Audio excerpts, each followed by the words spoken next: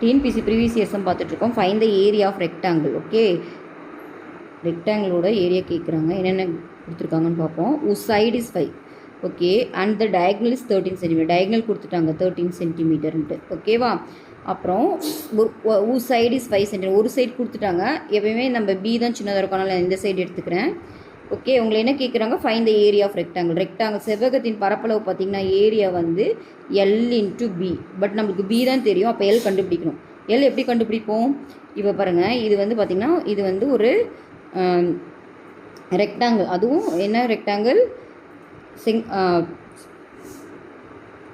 So அதுவும் இது வந்து right angle triangle. Right angle triangle நம்மளுக்கு தெரியும், ஹைப்போடென்ஸ் ஸ்கொயரை வந்து மற்ற ரெண்டு சைடோட ஸ்கொயருக்கு ஈக்குவலாக இருக்கும். அதாவது ஹைப்போடென்ஸ்னால் பெருசாக இருக்கிறது. இதில் 13 ஸ்கொயர் வந்து எதுக்கு ஈக்குவலாக இருக்கும்னா எல் ஸ்கொயர் ப்ளஸ் 5 ஸ்கொயருக்கு ஈக்குவலாக இருக்கும். நம்மளுக்கு எல் ஸ்கொயர் தான் வேணும்.